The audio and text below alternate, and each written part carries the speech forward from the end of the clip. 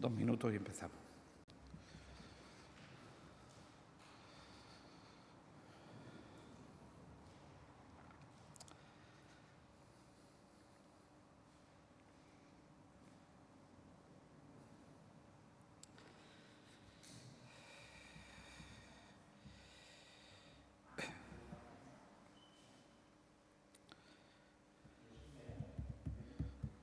Marife, ¿qué tal?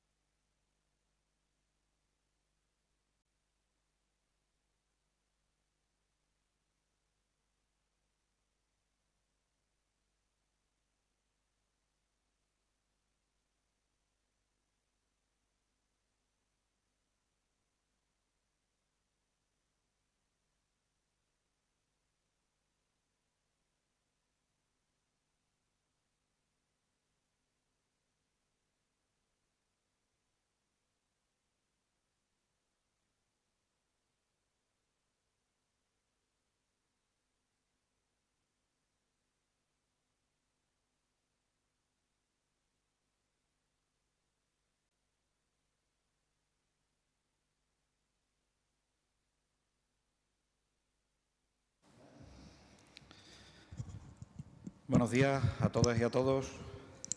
Gracias, en primer lugar, por seguir la comparecencia de la Vicepresidencia Segunda y Consejería de Sanidad y Servicios Sociales de la Junta de Extremadura. Como en cada rueda de prensa, lo primero que tengo que agradecer es trasladar las condolencias del Consejo de Gobierno de la Junta de Extremadura a los seres queridos, a las familias de las personas que no han podido superar la infección por COVID-19 y que, desgraciadamente, han fallecido. Además, como siempre señalamos, han fallecido en unos momentos tan difíciles, que ha sido difícil incluso la despedida de estas personas. En segundo lugar, quiero desear la pronta recuperación de todos y cada uno de aquellas personas que están infectadas y que en este momento se encuentran en alguna de nuestras camas hospitalarias del Servicio Extremeño de Salud, en los hospitales privados, en las residencias o en sus domicilios. Les quiero desear una pronta recuperación, una recuperación completa y que no tengan ninguna consecuencia para su salud.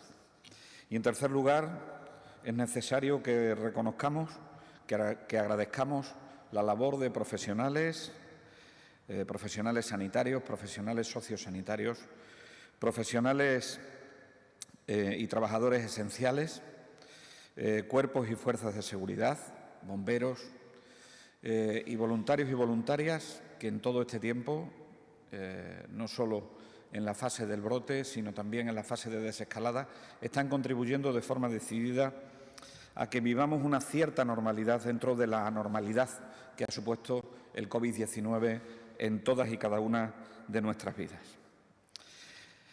Los objetivos que me había planteado para esta comparecencia de prensa, para esta comparecencia pública, son 3. En primer lugar, les voy a proporcionar información sobre los datos de la pandemia COVID-19 en Extremadura. En segundo lugar, es necesario que, con los datos que se confirmaron en el día de ayer, de 7 contagiados en la Comunidad Autónoma de Extremadura, llamemos a la responsabilidad no solo institucional, sino a la responsabilidad individual de cada uno de los ciudadanos y ciudadanas de la Comunidad Autónoma de Extremadura para que podamos evitar los contagios y, en definitiva, podamos seguir transitando hacia esa nueva normalidad. Y, en tercer lugar, le proporcionaré datos de los estudios de seroprevalencia de la segunda oleada en el ámbito de la Comunidad Autónoma de Extremadura y que, sin duda ninguna, servirán para tener monitorizada a nuestra población en cuanto a defensas se refiere. Con respecto al objetivo 1 de contarle los datos de la pandemia COVID-19 en Extremadura, decirle que con respecto al día de ayer, los datos en Extremadura fueron de 143 personas sospechosas, 143 personas sospechosas en los ámbitos de la atención primaria de salud o en los ámbitos de las urgencias hospitalarias. Estas 143 personas sospechosas pertenecen a las 8 áreas de salud del ámbito de la Comunidad Autónoma de Extremadura, del ámbito del Servicio Extremeño de Salud. Noticias positivas es que se descartaron 167 personas, es decir, ayer tuvimos el resultado de 167 personas que en su PCR habían dado negativo y además se resolvieron 16 infecciones de los días anteriores, aparte del dato más positivo de todos los que dimos ayer, que fue las 59 altas que se dieron con respecto al día anterior. 59 altas que suponen que la evolución de la situación de brote es positiva, que es posible curarse del coronavirus, pero que no hay que perderle en ningún momento la precaución, no hay que perderle en ningún momento no es el miedo, pero sí es el respeto al virus que todavía está con nosotros. No hubo ningún profesional sanitario infectado y también, como datos positivos, en el día de ayer supimos que la presión hospitalaria había disminuido en 7 camas dentro de los hospitales de agudos, llegando a un total de 26 personas hospitalizadas con una sola persona en la UCI. Afortunadamente, quedan atrás esas semanas donde nuestras UCI tenían una presión asistencial muchísimo mayor, donde nuestros hospitales de agudos tenían una presión asistencial muchísimo mayor. Pero no debemos perder ese recuerdo, no debemos perder ese recuerdo, no debemos perder en la memoria que ahora tenemos menos presión hospitalaria, que ahora tenemos menos presión dentro de las UCIs, porque forma parte de nuestra historia reciente y forma parte de la precaución que le tenemos que tener a un germen para el que todavía, a un virus para el que todavía no hay una vacuna y para el que todavía no hay un tratamiento médico farmacológico. Por lo tanto, las medidas no farmacológicas son las más importantes. El dato más preocupante del día de ayer es que se produjeron 7 casos confirmados en el ámbito de la Comunidad Autónoma de Extremadura. Ese es el dato más preocupante del día de ayer. Y lo califico así, como preocupante, porque todos tenemos que estar preocupados de que esto sea así. Un confirmado en el área de salud de Badajoz, 5 confirmados en el área de salud de Cáceres y otro confirmado en el área de salud de Coria.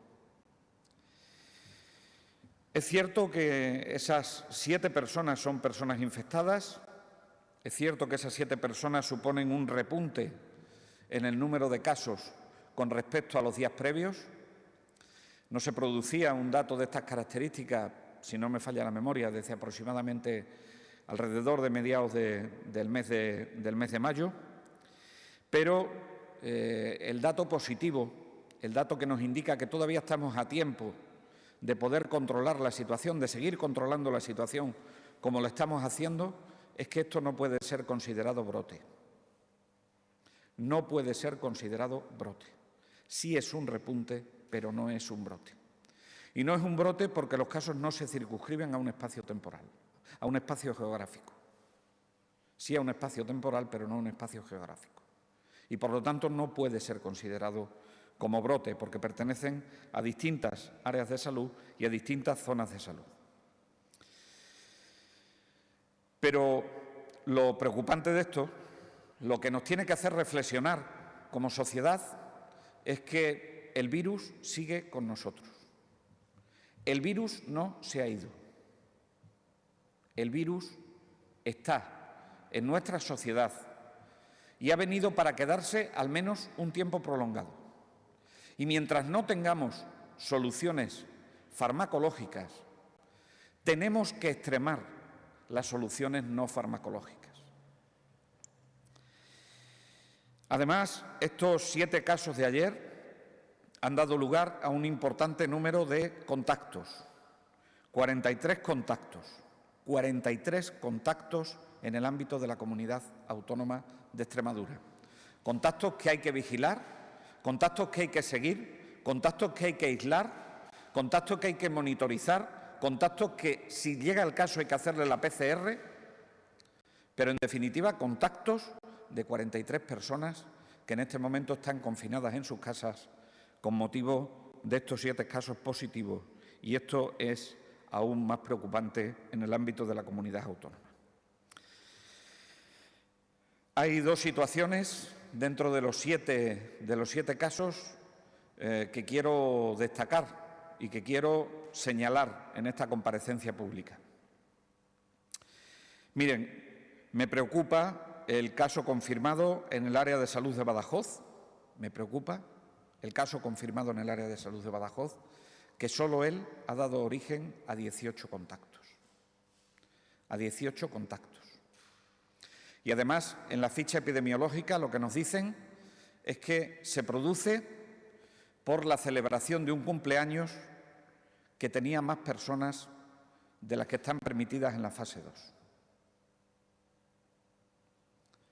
Y esto nos tiene que hacer reflexionar como sociedad y nos tiene que hacer preocuparnos ante determinadas actitudes que indudablemente son actitudes excepcionales, afortunadamente, en la sociedad extremeña. Yo lo digo otra vez, me siento muy orgulloso de la sociedad extremeña, me siento muy orgulloso de Extremadura porque estamos sabiendo responder a la pandemia con responsabilidad institucional, pero también con responsabilidad individual, pero hay que señalar cuando no se produce esas situaciones de responsabilidad individual. Y esto es algo que se podía haber evitado. Es algo que se podía haber evitado porque, sin duda ninguna, si no somos capaces de llevar la responsabilidad institucional y la responsabilidad individual hasta sus máximas consecuencias, extremando las medidas de precaución, extremando las medidas de higiene, extremando las medidas de distanciamiento social y extremando las medidas en el uso de mascarilla cuando no se pueda hacer uso de ese distanciamiento social, a lo que nos enfrentaremos es a un brote. Y las consecuencias de un brote es que a esa zona de salud, es que a ese área de salud o en el ámbito geográfico donde se produzca el brote, no nos permitirán seguir desescalando a fases siguientes. Podrá desescalar el resto de la comunidad autónoma, pero no podrá desescalar la zona donde se haya producido el brote. Y yo creo que ni los empresarios se lo merecen, ni los sanitarios se lo merecen, ni los que han dejado su vida se lo merecen, ni el resto de la sociedad se lo merecen. Por eso, ante un fin de semana, que es nuestro primer fin de semana de la fase 2, es necesario que recordemos, que insistamos, que pidamos, que le solicitemos a la sociedad que hagan uso del distanciamiento social de los 2 metros, que respeten la afluencia y los aforos en los locales comerciales, en los locales de ocio, en los locales de culto. Es necesario, en definitiva, que adoptemos esa responsabilidad individual. Y luego les decía, me preocupan 2 de los casos confirmados en el área de salud de Cáceres. Tenemos claro de dónde vienen, pero han tenido un movimiento muy importante, y ha generado un volumen de contactos también importante dentro del ámbito comunitario, nada más y nada menos que 15 contactos del total de los 43. Por eso creo que era importante que tuviésemos esta comparecencia para destacar que el virus está aquí, está con nosotros y las medidas de higiene y de protección son las que tenemos que respetar y de las que tenemos que hacer uso hasta que llegue la vacuna, hasta que llegue el tratamiento farmacológico. En este tiempo debemos valorar positivamente que hemos detectado un total de 3.009 pacientes que han sido sospechosos de coronavirus, tanto en la fase 1 como en lo que llevamos de la fase 2. De ellos, de los 3.009 sospechosos, 47 personas han sido las confirmadas en este periodo, 2.808 personas han sido descartadas de infección y 150 infecciones se han resuelto. Les estoy hablando en este momento del periodo comprendido entre el 11 y el 28 de mayo, con lo cual creo que los datos son positivos y en este sentido tenemos que seguir trabajando. Hemos demostrado que tenemos capacidad también en esa responsabilidad institucional de realizar PCRs. De hecho, hemos realizado 3.024 PCRs en el periodo que les acabo de decir, llegando a alcanzar una tasa de PCRs por cada 1.000 habitantes de 30,4. Que eso está en la mitad de la tabla, de las comunidades autónomas de nuestro país. Las residencias saben que han sido un lugar, unos centros a los que le hemos tenido que dedicar mucho tiempo y en los que hemos tenido que proteger. Decirle que de las 324 residencias en Extremadura, de las que habían estado infectadas, tenemos ya 50 residencias libres de COVID-19. Y 29 lo tenemos todavía con algún afectado. Afortunadamente, en este periodo hemos sido capaces de dar 1.037 altas dentro de las residencias, del total de los 1.577 positivos que hemos tenido dentro de ellas. Y tenemos que lamentar 336 fallecimientos con PCR positiva y los 90 fallecimientos en cuyos certificados de defunción, a pesar de no tener la PCR positiva, como causa principal de la muerte, el médico que firmó el certificado puso COVID-19 y, por lo tanto, así lo hemos consignado.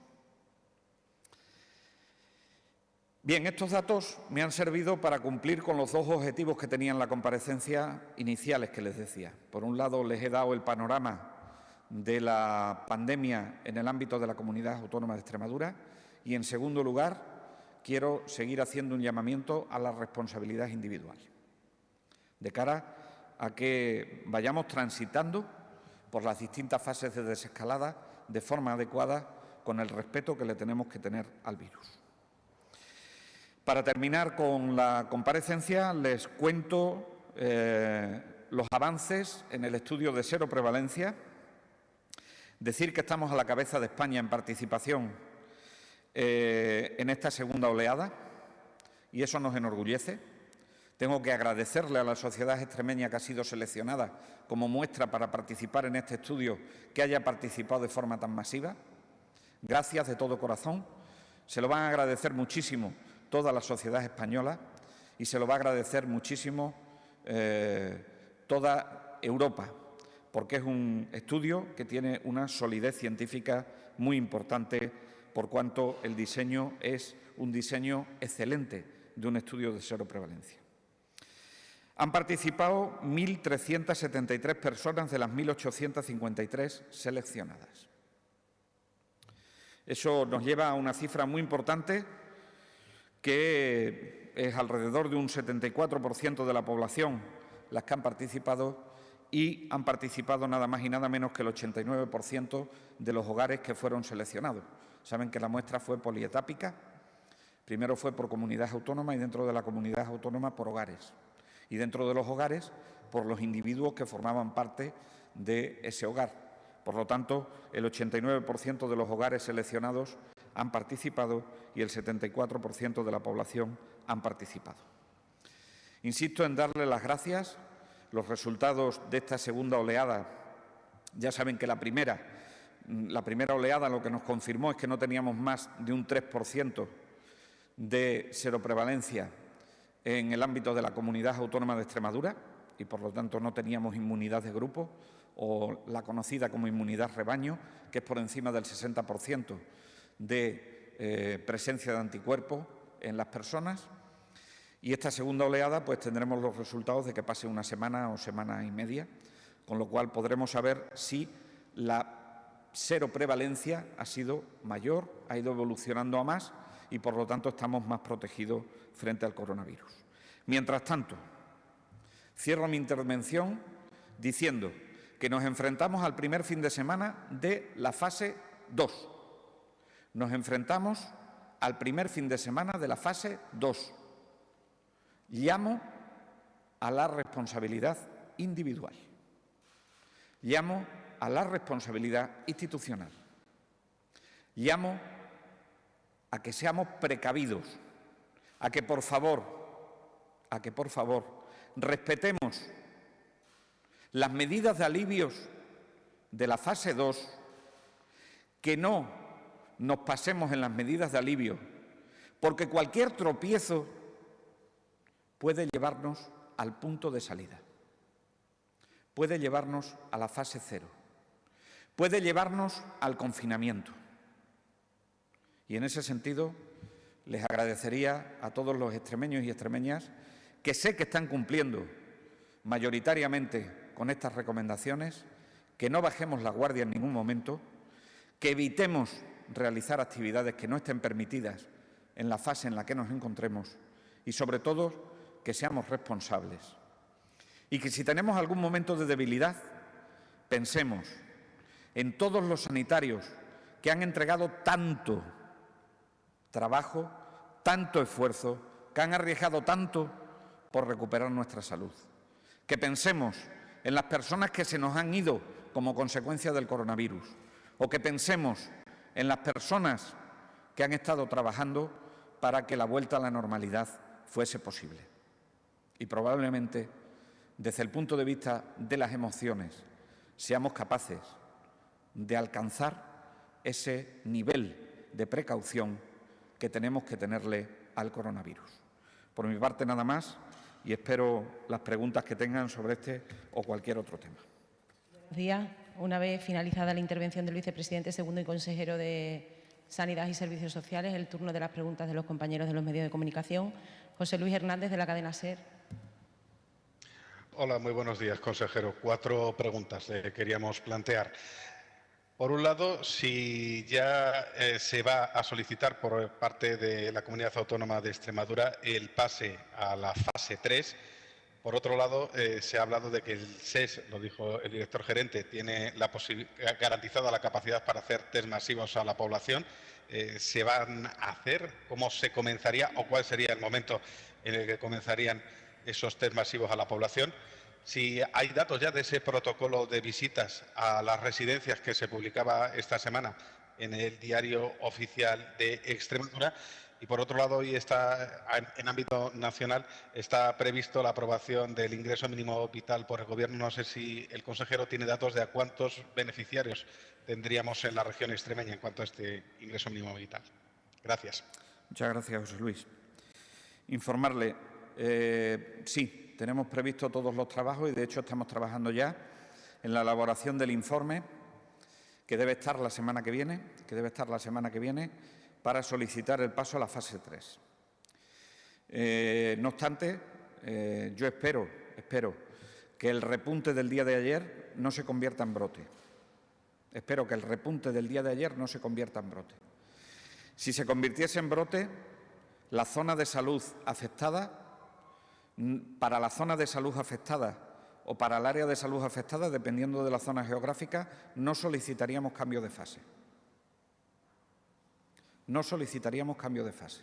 Por lo tanto, sí, fase 3, sí, fase 3 en la provincia de Badajoz y en la provincia de Cáceres, igual que lo hemos hecho en las fases anteriores, pero ciertamente debemos estar preocupados por el repunte de ayer, aunque ya digo que no ha sido un brote. pero si se convirtiese en brote tendríamos que excluir de ese paso de fase a la zona geográfica donde se pudiesen aislar ese brote para que no tuviese consecuencias al resto de la comunidad autónoma. Por eso insistía en la responsabilidad individual. Efectivamente, tendremos en breves días capacidad para realizar test masivos, pero la capacidad de realizar test masivos la pondremos en marcha cuando esté recomendado los test masivos. Nosotros ahora mismo estamos en un periodo de contención del virus. Hemos vuelto, como estábamos en la época inicial, en una fase de contención del virus, y la fase de contención del virus significa detectar precozmente los casos. Y si tenemos que detectar precozmente los casos, el protocolo que está realizado por el Ministerio de Sanidad, con la concurrencia de las comunidades autónomas, de todas las comunidades autónomas, sin excepción, de todas, independientemente de su color político, independientemente de su gobierno, todas estamos de acuerdo en que lo que hay que hacer es potenciar la atención primaria de salud y las urgencias hospitalarias para detectar precozmente esos casos y, en esos casos, realizar PCR cuando se tengan síntomas. No obstante, si esto cambiase de criterio, ya lo ha dicho el gerente del SES y suscribo sus palabras, estamos preparados para realizarlos. No tengo aquí los datos de los protocolos de visita. Aunque solo se hubiese beneficiado a una persona, ya hubiese sido importante. Hoy, en la prensa regional, hay opiniones contradictorias. Si uno lee las cartas al director de uno de los periódicos de tirada regional, piensan que el protocolo de visitas a familiares parece que no ha servido para nada, pues porque todavía hay residencias donde puede estar gente en aislamiento. Pero es verdad que si uno ve otra parte de la prensa regional, se queda con la comunicación no verbal de esas caras de los familiares que han podido ver a sus seres queridos, ¿no? Incluso hace unos días nuestro canal público hacía un reportaje en relación a este tema, ¿no?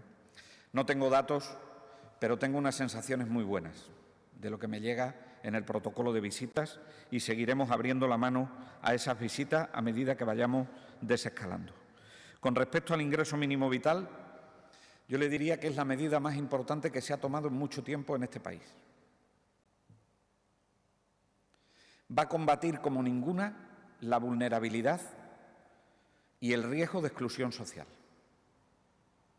Y lo va a combatir desde una prestación económica que está tramitada a través del INS, del Instituto Nacional de la Seguridad Social, en el que ayer le expresé a la delegada del Gobierno y también al Gobierno de España que vamos a colaborar desde todo el ámbito social de la Comunidad Autónoma de Extremadura, y mi previsión es que el ingreso mínimo vital llegará alrededor de 30.000 personas en el ámbito de la Comunidad Autónoma de Extremadura, seguro. ¿Qué es lo que tenemos que hacer a partir de ahora? Que nuestra renta extremeña garantizada sea una prestación subsidiaria de ese ingreso mínimo vital. Y entonces nuestras cifras de pobreza, nuestras cifras de exclusión social cambiarán, nuestro panorama social cambiará. Y, por lo tanto, yo creo que ahí tenemos que estar todos llamados a colaborar con el Ministerio competente en materia de inclusión, que ha realizado un trabajo impresionante, a expensas de conocer los datos que hoy salgan del Consejo de Ministros, pero que quiero felicitarlos, como ya hice personalmente al ministro Escrivá, por la idea, por el diseño, porque se base en el nivel de renta, porque la solicitud sea muy sencilla y, por lo tanto, eso alivia a muchas familias, y porque nos permita a las comunidades autónomas ir a más en las prestaciones que ya estamos realizando y que hasta ahora éramos los únicos que realizábamos este tipo de acciones, nosotros en concreto, a través de la renta extremeña garantizada. José Ramón Álvaro, de Canal Extremadura. ¿Qué tal? Buenos días. Tengo varias preguntas porque las hago también en nombre de los compañeros de la radio, pero son muy breves. Sobre el caso de Cáceres, que también le preocupa, no sé si se pueden dar algunos detalles más sobre ese caso. ¿Y qué convertiría lo que ahora califica como un repunte en un brote? A esas 40 y tantas personas ya se les ha hecho la prueba, ya se tiene confirmación de que no tienen la enfermedad. Ellos, a su vez, han estado en contacto con más personas que podrían estar también infectadas. Creo que es un tema que preocupa y que habría que explicar. Y algunas cuestiones generales sobre el movimiento entre provincias. Extremadura ya ha dejado de pedirlo.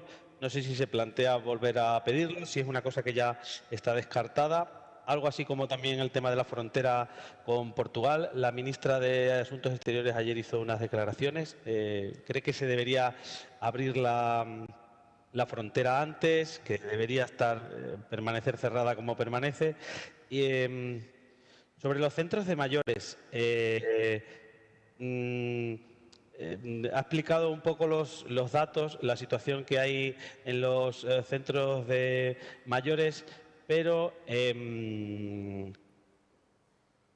el DOE publica hoy la suspensión de la intervención sanitaria también en estos centros. No sé si nos puede explicar algo al respecto. Y luego una cosa muy concreta sobre el CAR de Trujillo. Ayer se dijo algo por parte de la Consejería de Sanidad, pero no sé si es una decisión ya firme, si la decisión está tomada con respecto al CAR o no. Disculpe tantas preguntas, pero ya le digo, también son en nombre de los compañeros de la radio. Nada que disculpar, José Ramón. Encantado de responderle a las preguntas. Caso de Cáceres, no le voy a dar más datos, porque se pueden identificar los casos. Por lo tanto, me va a permitir que no vulnere la confidencialidad de estos casos. Sí me preocupa el número de contactos que han tenido estos casos, y eso significa que han tenido mucho movimiento social. Recuerdo que el primer caso que tuvimos en Extremadura y el primer fallecido que tuvimos en Extremadura fue una persona que tenía mucha actividad social y, por lo tanto, tuvo muchos contactos. Probablemente de eso me venga la precaución. Por lo tanto, eso es todo lo que le puedo decir. Son 2 personas que pertenecen al área de salud de Cáceres, en concreto a una zona de salud concreta, que no son de la ciudad de Cáceres y que sin duda ninguna nos preocupan, pues porque pueden generar más casos alrededor de ellos. La diferencia entre repunte y brote. Como dicen, me alegro que me haga esa pregunta. Mire usted, un repunte es lo que tuvimos ayer. 7 casos confirmados. Pero 7 casos confirmados en diferentes áreas geográficas. Por lo tanto, eso es un repunte, no es un brote. Un brote sería si hubiésemos tenido ese número de casos, todos con un vínculo epidemiológico y dentro del mismo área geográfica. ¿Qué es lo que hay que hacer, por ejemplo, con el paciente que le citaba, o con el infectado, con la persona infectada que le citaba del área de salud de Badajoz? A los 18 contactos que tiene, ahora hay que seguirlos estrechamente. Hay que seguirlos estrechamente. Si alguno de ellos diese síntomas, o varios de ellos dan síntomas, hay que hacerle la PCR. Si la PCR se confirmase, tendríamos una asociación epidemiológica o una asociación geográfica de una serie de casos que están confirmados. Y, por lo tanto, eso ya sería un brote. Brote que hay que yugular cuanto antes. ¿Con qué medidas? Con medidas de confinamiento en su domicilio, que por cierto es lo que están haciendo ya. Pero, evidentemente, el que la celebración de un cumpleaños por encima de la capacidad permitida nos lleve a poner en riesgo el que pasemos a un brote es una situación ante la que por lo menos debemos llamar la atención.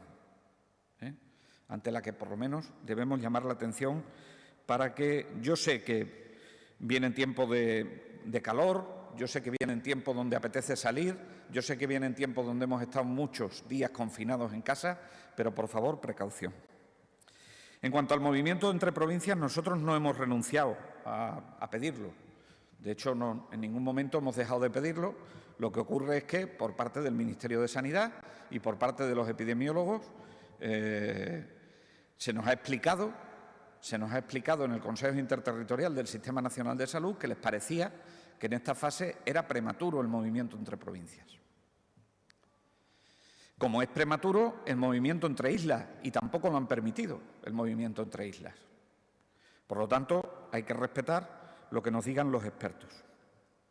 En cuanto a la frontera con Portugal, seguimos trabajando insistentemente en abrirla. A nosotros nos interesa mucho desde el punto de vista social, desde el punto de vista económico. Yo creo que tenemos que dar datos positivos dentro del ámbito epidemiológico en Extremadura, porque la zona norte y la zona de la región del Alentejo están muy libres y tienen muy buenos datos epidemiológicos. Y yo creo que podemos ir a una apertura prematura de esa raya. De hecho, ya estamos haciendo alguna apertura en la zona sur de la provincia de Badajoz y, por lo tanto, ni hemos renunciado al movimiento entre provincias ni hemos renunciado a la apertura de la frontera con Portugal. Lo que dice de la suspensión de la intervención en los centros de mayores es que nosotros hemos tenido diferentes grados de intervención en los centros de mayores. ¿Qué es lo que hemos suspendido? Que ninguno en este momento se encuentra ya con la necesidad de que el Servicio Extremeño de Salud adopte la dirección del centro.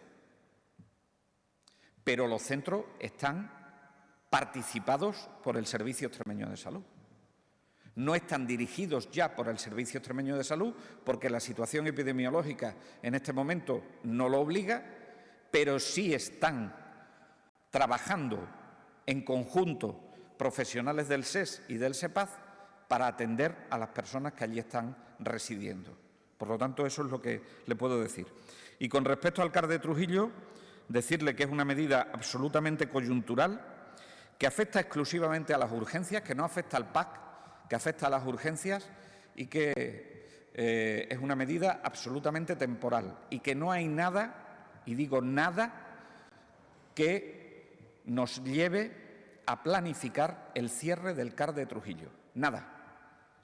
No vamos a cerrar el CAR de Trujillo. Es una medida de movimiento de personal que necesitábamos por la situación y por el azote del coronavirus al área de salud de Cáceres, y necesitábamos potenciar las urgencias del complejo hospitalario universitario de Cáceres, y entendíamos o entendieron los directivos del área de salud que era mejor que se reforzasen esas urgencias porque estábamos viviendo una situación muy complicada en el área de salud de Cáceres. Pero es una medida, como digo, temporal y en ningún caso significa el cierre del Centro de Alta Resolución de Trujillo, que, por cierto, fuimos nosotros los que lo pusimos en marcha y que, por cierto, tan buenos resultados nos está dando. Fabián Vázquez, de la cadena COPE. Gracias. ¿Qué tal? Buenos días, consejero. Buenos días. Yo simplemente tengo una duda porque, si no me falla la memoria, justo hace una semana creo que usted anunció que para la fase 2 estaban estudiando la posibilidad de reagrupar las horas para mayores de 70 años, que son las 3 únicas horas que están reservadas para ellos en esta fase 2 de la desescalada. Actualmente están de 10 a 12 y de 7 a 8 por la tarde y, bueno, la prueba la tenemos ahora. Estamos a 22 grados en este preciso momento a las 9:36 y por la tarde a las 7 de la tarde vamos a estar a 33 grados. Finalmente se va a cambiar esas franjas horarias para mayores de 70 años y reagruparlas durante la mañana como se ha dicho ya en concreto hace una semana. Gracias. Gracias, Fabián. Están suspendidas las franjas horarias en la fase 2. Están suspendidas las franjas horarias en la fase 2. ¿Qué es lo que hay todavía de remanente en la orden ministerial? Lo que hay de remanente en la orden ministerial es lo que denominamos un pasillo horario. ¿Qué significa esto? Significa que a la sociedad le tenemos que decir que los mayores de 70 años son población vulnerable. Son población vulnerable. Pero los mayores de 70 años pueden salir en cualquier hora del día. en cualquier hora del día. Pueden salir a cualquier hora del día. Ahora bien, saben que en esas franjas horarias que vienen en la orden ministerial, cuando salgan van a estar sin muchas aglomeraciones. Y créame que todavía hay personas con mucho miedo para salir y que sin duda ninguna, pues necesitamos tener esos pasillos horarios. Por lo tanto, no creo que sea necesario modificar las franjas horarias. Los mayores de 70 años pueden salir por la noche, hasta las 11 de la noche, pueden salir por la mañana, desde las 6 de la mañana, pueden aprovechar las horas que no hace calor para que no les dé ningún golpe de calor, pero sin duda ninguna saben que tienen blindados 2 pasillos horarios, uno por la mañana y otro por la tarde, que van a permitirles pues estar un poco más aliviados de gente alrededor si tuviesen algún miedo. Por eso hemos descartado hacer ninguna modificación una vez que el Ministerio hace unos días modificó el tema de las franjas horarias en una disposición adicional que incluyó en esa orden ministerial. No sé si le he respondido a la pregunta, pero... Gracias, consejero. Juan Soriano, del diario Hoy. Hola, buenos días. Sí, sobre el caso de Badajoz, yo quería saber si podía precisar un poco más, no sé si la edad, la zona de salud, la zona geográfica. No. Y también ha dicho que se contagió en un cumpleaños. No sé, entonces, ¿de dónde procede el contagio? ¿Si una persona que ya tenía un diagnóstico hecho o un diagnóstico nuevo? Pues en eso estamos. Estamos analizando epidemiológicamente el caso. Lo que quiero decir con el cumpleaños es que esta persona ha estado en un cumpleaños con más personas de las permitidas. Y esto nos da lugar a que tengamos 18 contactos hoy. Pertenece al área de salud de Badajoz, pero no a la ciudad de Badajoz.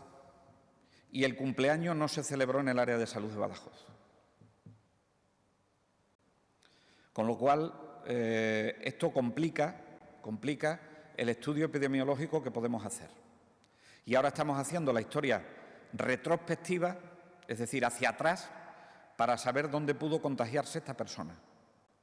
Pero con la celebración del cumpleaños lo que quiero decir es que esa persona ya era positiva cuando se celebró ese cumpleaños. Y el cumpleaños se celebró con más personas de las permitidas. Y por eso me atrevo a llamar a la responsabilidad. ¿Alguna pregunta más? Juan. Simplemente aclarar que no se contagió en ese cumpleaños. ¿Perdón? Que no se contagió en ese cumpleaños, que ya estaba contagiado entonces. No lo sé. Estamos haciendo la historia retrospectiva y podremos tener más idea cuando tengamos más avanzado el estudio epidemiológico, un confirmado de ayer, al que como en todas las situaciones, lo que se hace con todas las personas que son sospechosas es que se le obtiene la PCR, se le dice que se aísle en el domicilio y se le realiza la historia epidemiológica, hacia adelante y hacia detrás. Y estamos en ese momento de realización de la historia epidemiológica. Ya tenemos identificado a 18 contactos. No descarto que haya más contactos. Y tampoco le puedo decir si el contagio fue en el cumpleaños, porque tendremos que ver cuál es el estado sintomático de esos 18 contagios y también ver la historia hacia atrás de esa persona para estar seguro de cuál fue la transmisión que tuvo y dónde se infectó. No puedo detallarla en este momento mucho más, pues porque es un confirmado de ayer y en 24 horas esto es difícil hacerlo. Es fácil confinar, pero es difícil hacer toda la historia retrospectiva, que en este momento la Dirección de Salud del Área de Salud de Badajoz está trabajando intensamente en ello. ¿Alguna pregunta más? Javi Serrano, de Televisión Española. Consejero, buenos días. Simplemente quería que nos aclarase el tema de las residencias de mayores. Ya dice que no hay ningún centro de estas características dirigido por el SES como tal, aunque dice que hay personal que está trabajando evidentemente en conjunción con los profesionales de la residencia para solventar cualquier situación. ¿Nos podría decir claramente si ya se puede decir como noticia que no hay ninguna residencia de mayores intervenida por el SES? Dirigida por el SES ninguna. Que haya profesionales del SES en las residencias en alrededor de 5, si no me falla la memoria. Pero intervenida, que nosotros llamamos intervenida, es cuando se adopta la dirección del centro. Y en este momento intervenida, es decir, con la dirección del centro por parte del Servicio Extremeño de Salud, no hay ninguna. Ninguna. Está el Cuartillo de Cáceres, que tiene 8 geriatras del Servicio Extremeño de Salud que están trabajando allí y siguen trabajando. Está la residencia, aunque está libre de COVID, seguimos manteniendo los trabajadores en el Encinar. Está también participando y trabajando en Domus Vi. Están trabajando también profesionales en la residencia Cervantes. Están trabajando también en la residencia La Hacienda. Están trabajando, ya digo, aproximadamente unas 5 o 6 son las residencias que en este momento no me las sé de memoria, pero que en este momento tienen profesionales del SES que están trabajando con ello, aunque eso no signifique que la dirección la asuma el SES, sino que la dirección ya forma parte del SEPAZ. ¿Alguna pregunta más? Pues muchísimas. José Ramón. Sí, consejero, no sé si en estos momentos es ir un poco más para allá, más allá, pero por saberlo. ¿Se podría, si esa persona de Badajoz que ha provocado esto sabía que estaba contagiada, de alguna manera se podría denunciar por haber vulnerado las medidas preventivas o se podría actuar contra él de alguna manera? Lo digo también como aviso a navegantes, para que estas cosas no pasen siempre y cuando uno tenga conocimiento de que tiene evidentemente la enfermedad, ¿no? Hombre, yo aquí prefiero pensar que no lo sabía. Prefiero pensar que no lo sabía. Aquí lo que no se debió hacer es una celebración con más asistentes de los permitidos. Pero yo entiendo que no lo sabía, ¿no? Si no, se hubiese puesto en contacto con el sistema sanitario como lo ha hecho cuando ha tenido síntomas, ¿no? De hecho, se ha detectado porque la persona ha acudido al sistema sanitario, ¿no? Si hubiese tenido síntomas antes, pues evidentemente hubiese acudido antes al sistema sanitario. Eso parece que el comportamiento ha sido el comportamiento adecuado. Lo que no parece adecuado es la celebración de cumpleaños. Pero es que esto se está repitiendo por otras partes del país, ¿no? Hace unas horas escuchaba al consejero de Ceuta o hace unos días escuchaba a la consejera de Valencia o algunas veces vemos imágenes que es verdad que son, insisto en esto mucho, es verdad que son imágenes que son la excepción. Pero es que la excepción te puede dar un brote. Por eso yo no quiero que esta rueda de prensa se vea como una reprimenda a la sociedad. Es una rueda de prensa de agradecimiento a la sociedad, pero también de llamada de atención a la prudencia. No obstante, yo que participo en las reuniones del Plan de Seguridad, este tipo de cuestiones se las plantearé a los cuerpos y fuerzas de seguridad hoy en la reunión que mantenemos, pues para que extremen las medidas de precaución, porque ya digo, el fin de semana es un fin de semana muy atractivo para las salidas y para encontrarse con amigos y para hacer una vida adaptada a la normalidad que teníamos antes, pero es que resulta que tenemos un nuevo inquilino en nuestra sociedad, que no se ha ido y que puede producir mucho daño. Y ese es el coronavirus. Y si no nos responsabilizamos todos, pues va a ser difícil que podamos controlar esta situación. Nosotros vamos a seguir con toda la responsabilidad institucional controlando todo lo que haya que controlar, pero evidentemente hay que llamar a la responsabilidad individual, ¿no? Y a eso me refería.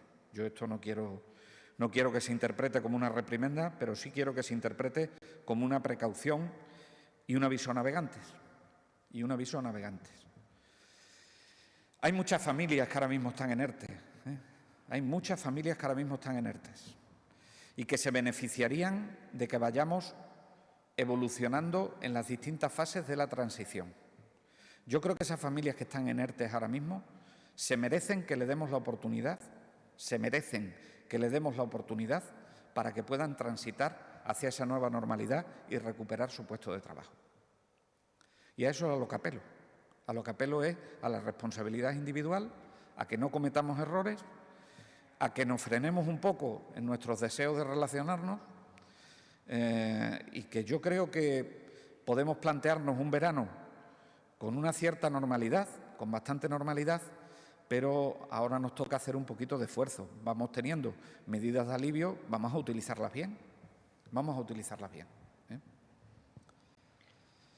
Muchas gracias a todos. Muchas gracias.